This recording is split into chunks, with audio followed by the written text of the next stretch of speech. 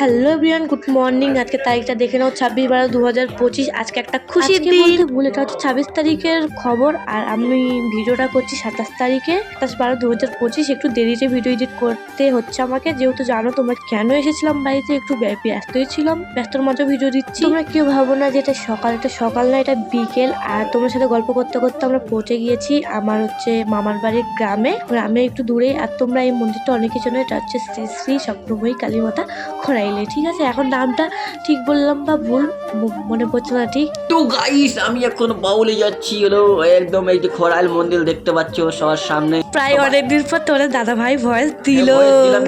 হচ্ছে মন্দির পেরিয়ে চলে আসলাম এমন একটা জায়গায়, এই জায়গার জীবনে কোনোদিন ভুলবো না। চলো আজ हम लोग जा रहे हैं ससुराल, इतने दिन का बाद हम जा रहे हैं। ওরা এখন টুকটুক করে গাড়ি চালাচ্ছে, গরুর গাড়ির মতো জোরে চালায় না, যেহেতু আমাদের গ্রামের রাস্তা। এখন যদি জোরে চালায় তাহলে ভাববে জামাইটা কেমন ভাই ভিতরে গাড়ি চালাইছে না, আস্তে করে যাচ্ছি। আর এই জায়গার কথাটা কি বলবো, খুশির খবরটা দেখতে চাইলে ভিডিওটা কন্টিনিউ করো। আমরা কোথায় যাচ্ছি তোমরা জানতে পারবে, কিন্তু যাচ্ছি হসপিটাল থেকে বাড়ি যাবো। তো আমার মামার বাড়ি তোমরা কে কে চেনো আর কে কে চেনো, যারা চেনো না তারা ধরে নাও এ কটা বাড়ির মধ্যে আমার মামার বাড়ি। তো এখানে আমরা যেতে যেতে দেখছি বুনু বেরিয়ে আসছে, তারপর বাড়ি এখানে 1 থেকে 2 মিনিট দাঁড়ানোর পর চলে গিয়েছি, যেহেতু সন্ধ্যে লেগে যাবে যাতে যাতে সেখানে বেরিয়ে গিয়েছি কিছুক্ষণ থাকার পর। স্মৃতি জীবনে রয়ে যায়, সেটা কেমন বলতো, যেমন স্কুল একটা কথা কি বলতো, বিয়ে আজ হলেও হবে কাল হলেও হবে, কিন্তু পড়াশোনাটা যতদূর পারো করতে থাক, তাহলে সারা জীবন পস্তাতে হবে, তো বলে দেওয়াই আছে। তো সেই জন্য আমি একটা স্মৃতি হিসেবে ভিডিওটা করে রেখে দিলাম, গ্যালারিতে বা ফেসবুকে রয়ে যাবে। আমরা বাউল ক্লোজ করে বেরিয়ে পড়েছিলাম কালদিঘির উদ্দেশ্যে। কালদিঘি গিয়ে যা হলো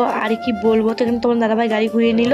কি হয়েছে সেটা বলে দিই, যে এখানে হচ্ছে আমার দিদির বেবি হয়েছে, এটাই হচ্ছে সুখবর। তোমরা সবাই আশীর্বাদ করো ওদের দুজনকে, কি বেবি হলো নেক্সট ভিডিওতে জানাবো, ঠিক আছে? তো পিসির সাথে দেখা হয়েছিল, পিসি বললো আইসিইউতে ভর্তি আছে, এখনো সাথে দেখা হবে না, এখন টাইম শেষ হয়ে গিয়েছে। গঙ্গারামপুরে প্রচুর জাম ছিল, আর ওই জাম্পের মধ্যে যেমন করে হোক বেরিয়ে পড়েছি। আর গঙ্গারামপুরের ভিউটা অসাধারণ লাগছিল। সবাই ভিডিওটা লাইক কমেন্ট শেয়ার করে দাও। টাটা বাই বাই, খুব তাড়াতাড়ি আসছি নেক্সট ভিডিও নিয়ে।